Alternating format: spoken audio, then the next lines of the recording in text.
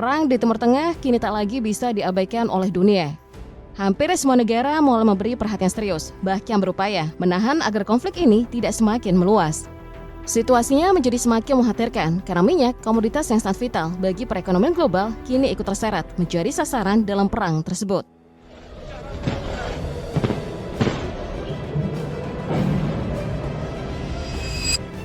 Dampaknya pun langsung terasa hingga ke seluruh dunia. Lonjakan harga crude oil menjadi salah satu bukti paling nyata. Nilainya melesat tajam dan mencapai level tertinggi sejak tahun 2022, hampir menembus angka $120 per barel. Dalam kondisi seperti ini, dunia jelas tidak bisa lagi memandang konflik tersebut sebagai sekedar pertikaian antara Iran, Israel, dan Amerika Serikat. Krisis ini sudah menyentuh kepentingan hidup masyarakat global.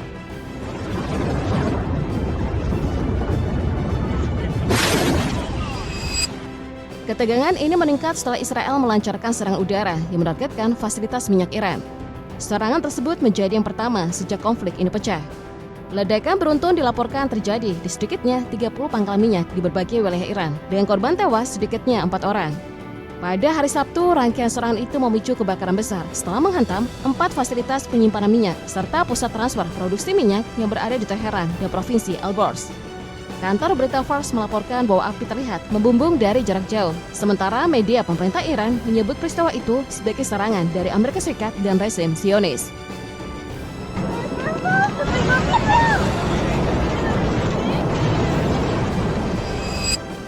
Beberapa lokasi yang dianggap strategis turut menjadi target serangan.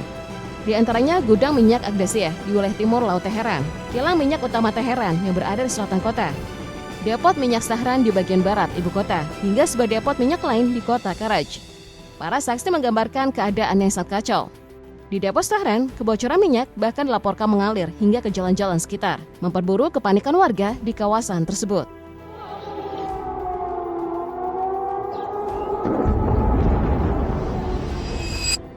Menurut laporan kantor berita Fars, serangan di wilayah Teheran dan Alborz juga menelan korban dari kalangan sipil. Sedikitnya 4 pengemudi truk tangki dilaporkan tewas. Meski begitu, otoritas tempat menegaskan pasokan bahan bakar masih berjalan seperti biasa dan tidak ada tanda-tanda kekurangan. Di saat yang sama, tim keamanan serta petugas darurat terus bekerja di lokasi, berusaha memadamkan kebakaran dan menahan api yang sempat membesar.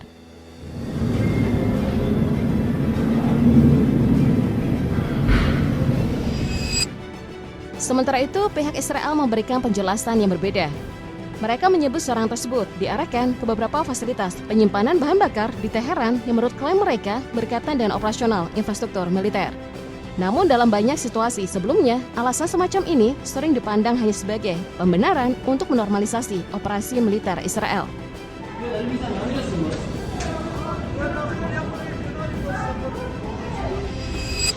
Namun konsekuensi dari serangan itu ternyata tidak berhenti pada kerusakan fasilitas minyak saja. Setelah beberapa depot minyak di Iran terbakar, perubahan justru terlihat di langit Teheran. Asap hitam pekat dilaporkan naik dari titik-titik kebakaran dan kemudian menyelimuti sebagian besar kota. Kepadatannya begitu tinggi hingga di sejumlah wilayah cahaya matahari hampir tidak mampu menembusnya. Udara pun dipenuhi bau hangus yang menyengat, menciptakan rasa sesak di berbagai sudut ibu kota.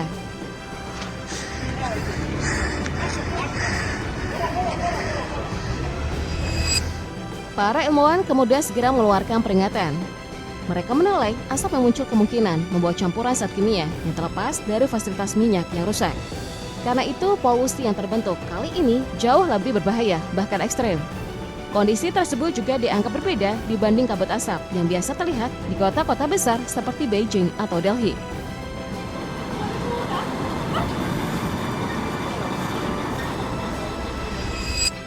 Kekhawatiran semakin meningkat ketika laporan lain mulai bermunculan dari sejumlah wilayah Iran. Tidak lama setelah peristiwa itu, warga di beberapa kota melaporkan turunnya hujan berwarna hitam. Sejumlah ilmuwan menduga air hujan tersebut telah bercampur partikel polutan dari asap kebakaran, sehingga warnanya berubah menjadi gelap saat jatuh ke permukaan. as a result of those chemicals being thrown into the sky. Now, Israel says that these fuel depots, it's not just that one.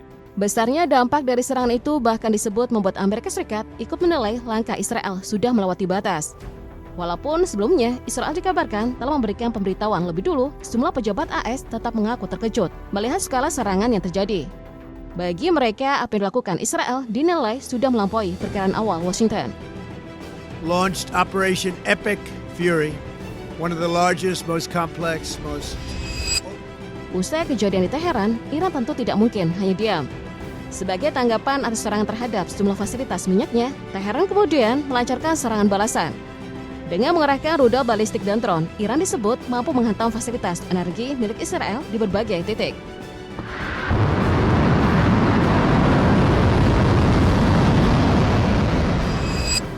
Sejumlah rekaman memperlihatkan kebakaran di sebuah kilang minyak utama Israel di Haifa.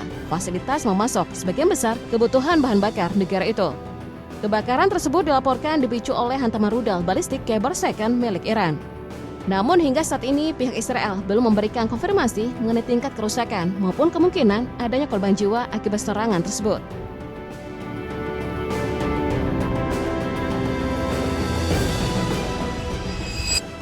Bukan hanya itu, rekaman lain juga menunjukkan sebuah kilang minyak di Haifa kembali dihantam rudal Keber-Second yang melesat dengan sangat cepat.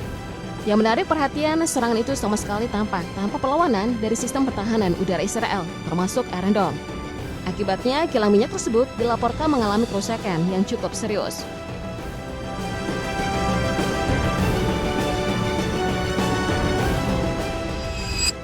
Seolah belum berhenti pada serangan sebelumnya, Iran kembali melepaskan rudal balistik Keber-Second ke fasilitas minyak Israel yang memicu bola api yang sangat besar.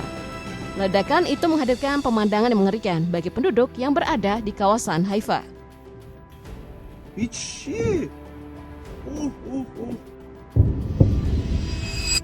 Serangan rudal balistik Keber-Second milik Iran juga dilaporkan mengarah ke pembangkit listrik Gurbasan di Haifa. Di lokasi itu, petugas pemadam kebakaran Israel berusaha keras mengendalikan api. Namun besarnya kobaran yang disertai kepulan asap tebal membuat proses pemadaman menjadi jauh lebih sulit.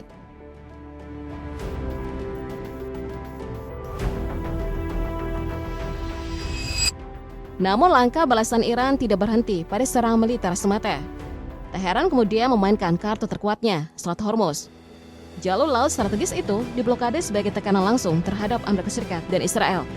Padahal seperti yang diketahui, Selat Hormuz merupakan salah satu jalur pelayaran paling vital bagi perdagangan internasional, terutama bagi distribusi minyak dunia. Bayangkan saja, sekitar 20 juta barel minyak melewati jalur itu setiap hari. Ketika Iran menahannya, artinya hampir 1/5 aliran minyak mentah global ikut terhenti.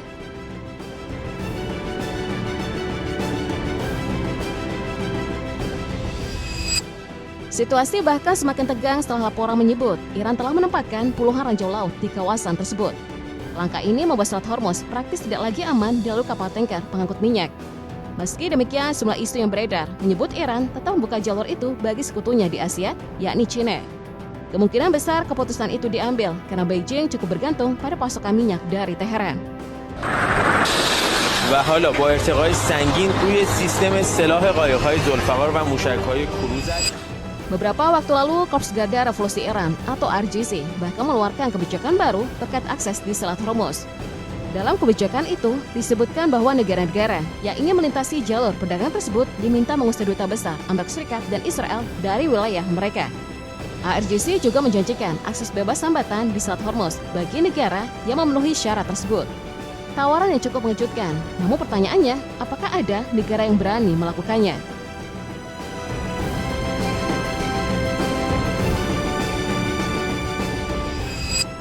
Pada fase awal konflik sebenarnya Iran juga sempat mengincar fasilitas energi di beberapa negara teluk seperti Qatar dan Kuwait. Di Qatar, drone Iran dilaporkan menyerang kompleks gas alam cair Ras Laffan, salah satu pusat produksi gas terbesar di dunia.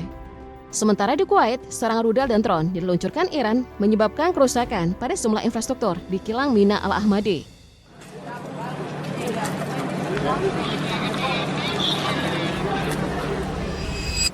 Kabar lain juga beredar mengenai serangan besar yang dikaitkan dengan Iran. Disebutkan bahwa sekitar 100 drone kamikaze dan rudal jelajah berpemandu presisi pernah diarahkan ke kilang minyak Abu Qaik dan Quraish di Arab Saudi. Serangan itu sempat melumpuhkan produksi minyak Saudi hingga 5,7 juta barel per hari. Namun di tengah berbagai laporan tersebut, muncul pula tudingan berbeda yang menyebut serangan itu sebagai false flag atau operasi bendera palsu. Dalam versi ini, serangan justru diduga berasal dari Israel dengan tujuan memicu konflik antara Iran dan Arab Saudi.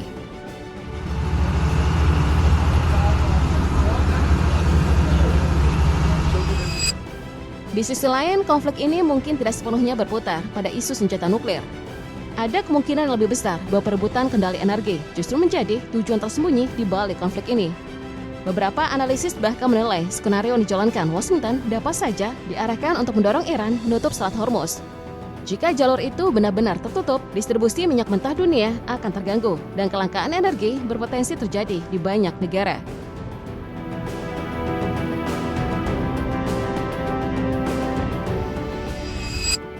Lalu di mana letak keuntungan bagi Amerika Serikat?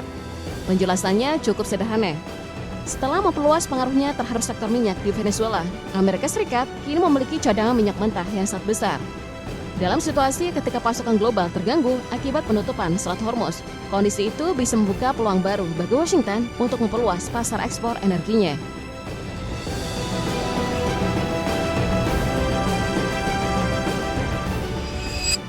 Penutupan jalur strategis tersebut pada akhirnya akan memaksa banyak negara mencari sumber pasokan lain. Dalam keadaan seperti itu, Amerika Serikat tentu menjadi salah satu alternatif yang tersedia. Hanya saja ketika krisis energi global terjadi, harga minyak dari Amerika hampir pasti akan dipasarkan dengan nilai yang jauh lebih tinggi dibanding kondisi normal.